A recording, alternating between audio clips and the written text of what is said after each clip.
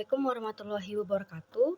Perkenalkan, nama saya Nasrullah Salia dari kelas Teknik Informatika Pagi semester 4, NIM 2022-12020. Di sini saya ingin menjelaskan tentang desain grafis dan serangkaian strategi untuk membantu berkomunikasi secara virtual agar lebih efektif.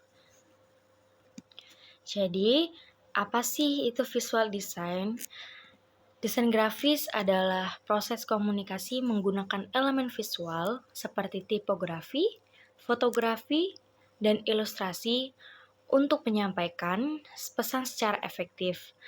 Desain grafis yang baik dapat membantu untuk mengatur informasi, menarik perhatian, membangun kepercayaan, mendorong tindakan.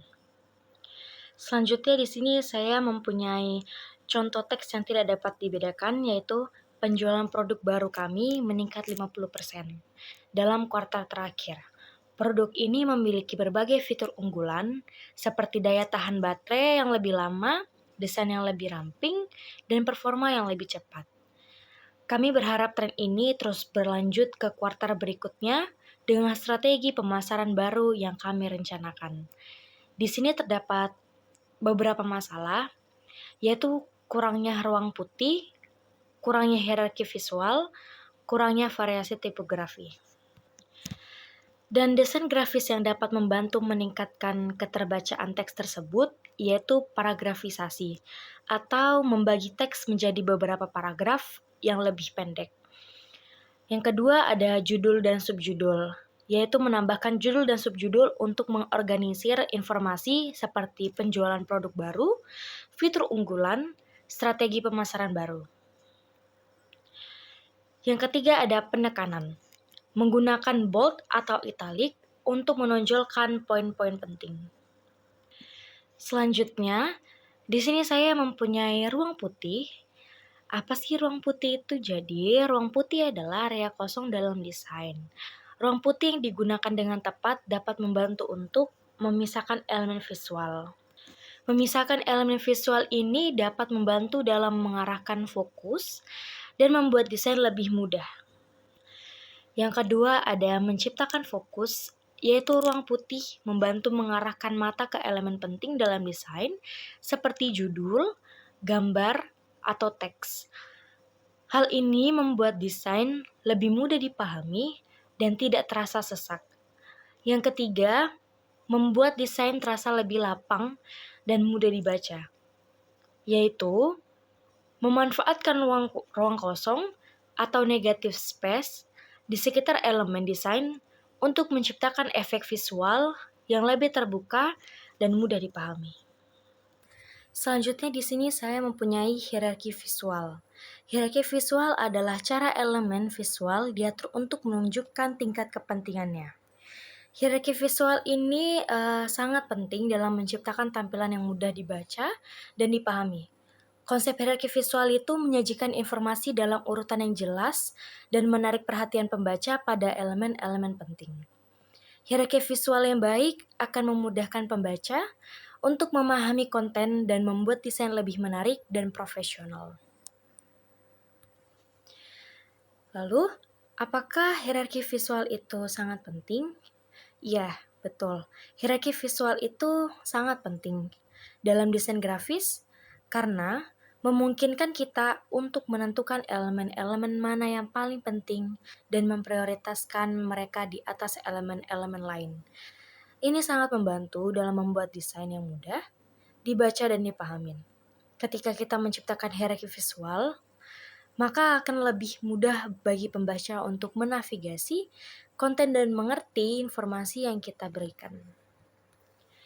Hierarki visual juga memudahkan pengelolaan ruang kosong dan membantu menciptakan keseimbangan visual dalam desain. Dengan itu, menentukan elemen mana yang lebih penting, kita dapat membuat tata letak yang seimbang dan menarik bagi mata. Ketika kita memiliki banyak informasi yang ingin disampaikan, hierarki visual dapat membantu menghindari kebingungan pada pembaca dan mengurangi resiko tampilan yang terlalu ramai dan membingungkan. Kemudian, menciptakan hierarki visual itu baik membutuhkan Kemudian menciptakan hierarki visual membutuhkan beberapa elemen kunci. Salah satunya adalah ukuran dan tebal huruf. Elemen yang lebih penting seharusnya lebih besar dan lebih tebal dari elemen yang kurang penting. Ini membutuhkan mata pembaca untuk langsung melihat bagian penting dari informasi tersebut. Kita juga dapat memperhatikan posisi, warna, dan bentuk untuk membedakan elemen penting dari elemen yang kurang penting. Kita juga dapat menciptakan hierarki visual dengan menggunakan elemen-elemen desain seperti garis dan bentuk. Garis dapat digunakan untuk memisahkan bagian-bagian dalam desain dan membantu membimbing mata pembaca ke elemen yang lebih penting. Bentuk juga dapat digunakan untuk menarik perhatian dan membantu mengorganisir informasi. Terdapat manfaat hierarki visual, yaitu memudahkan pembaca untuk memahami informasi yang disajikan. Dengan menampilkan informasi dalam urutan yang jelas dan menarik perhatian pada elemen penting, maka akan lebih mudah bagi pembaca untuk mengerti dan mengingat informasi tersebut. Hierarki visual juga membantu memperbaiki keterbacaan dan keteraturan dalam desain. Ketika kita memiliki banyak informasi yang ingin kita sampaikan, hierarki visual dapat membantu membaginya menjadi bagian-bagian yang lebih kecil dan mudah dipahami. Hal ini dapat membuat tampilan lebih rapi dan terstruktur. Kemudian terdapat variasi tipografi. Variasi tipografi dapat digunakan untuk menekankan kata atau frasa tertentu, menciptakan kontras, menambahkan kepribadian pada desain. Sedangkan tipografi sendiri itu yaitu seni atau ilmu mempelajari huruf atau cara penulisan huruf. Dalam tipografi, unsur-unsur yang menjadi perhatian dia antaranya jenis huruf, spasi, huruf, dan garis bawah huruf.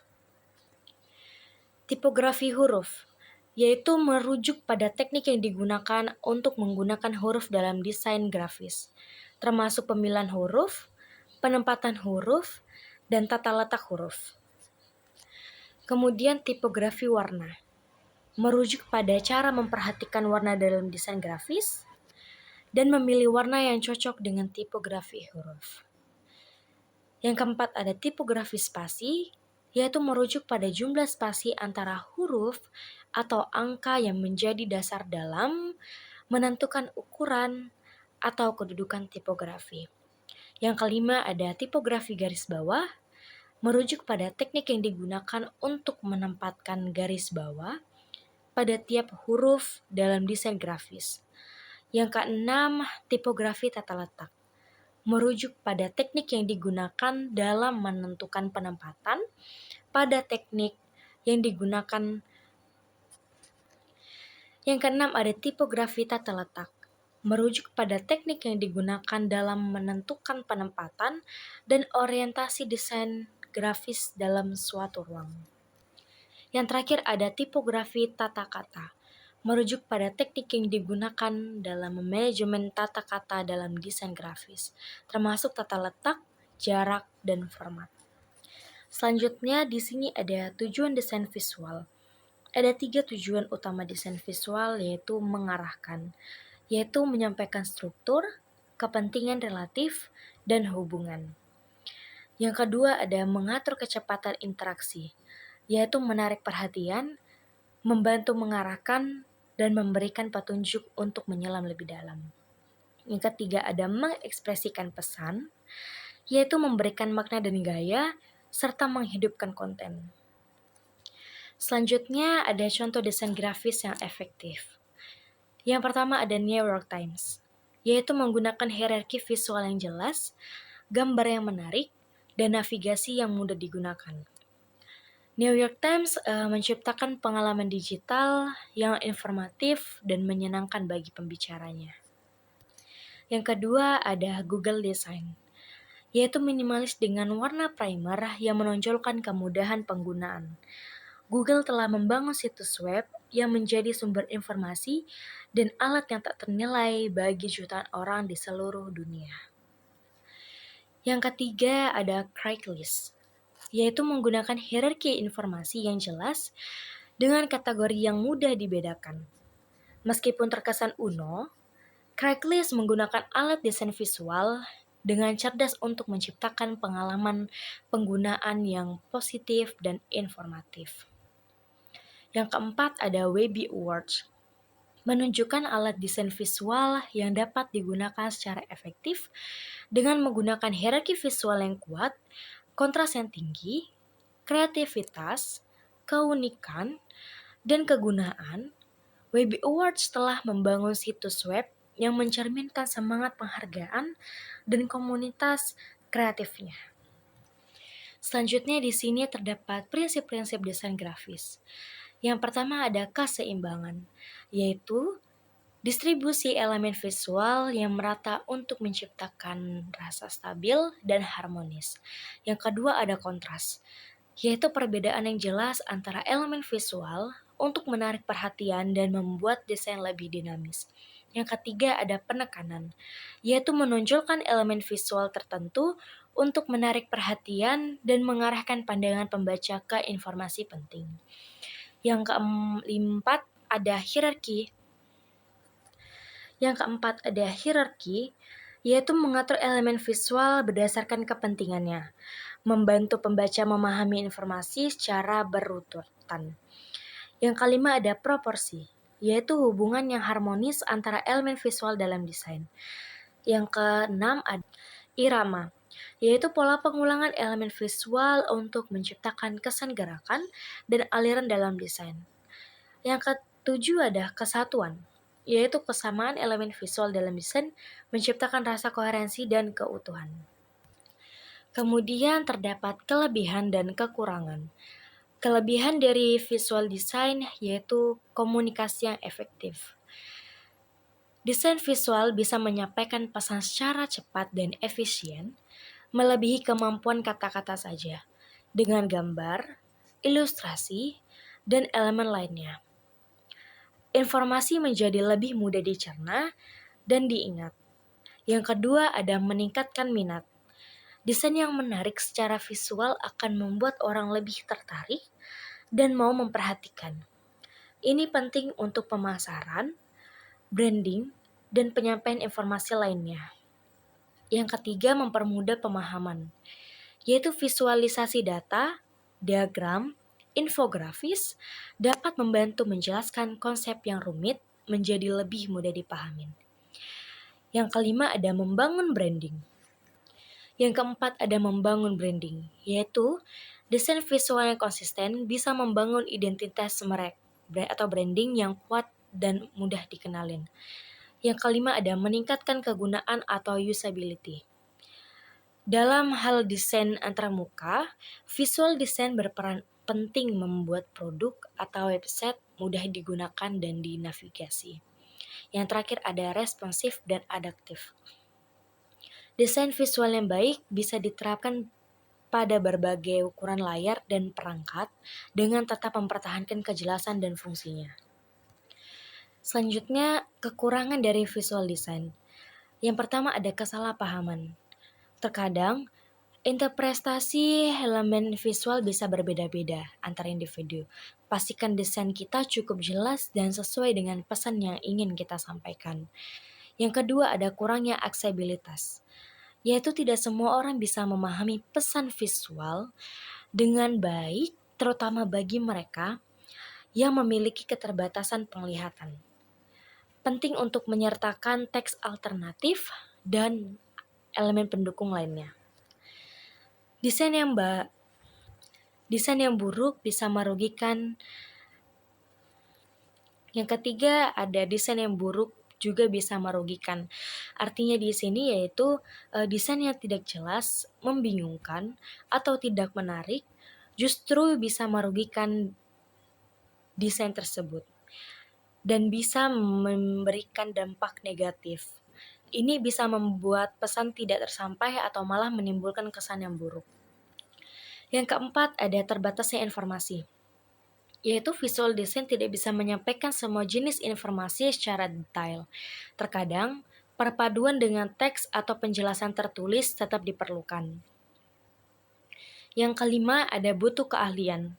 Menciptakan desain visual yang efektif membutuhkan skill dan pengetahuan tertentu. Ini bisa menjadi tantangan tersendiri terlebih jika kita tidak memiliki latar belakang desain. Kesimpulannya itu, desain grafis adalah alat yang ampuh yang dapat digunakan untuk berkomunikasi secara efektif. Dengan memahami prinsip-prinsip desain grafis, kita dapat membuat desain yang menarik perhatian, informatif, dan persuasif.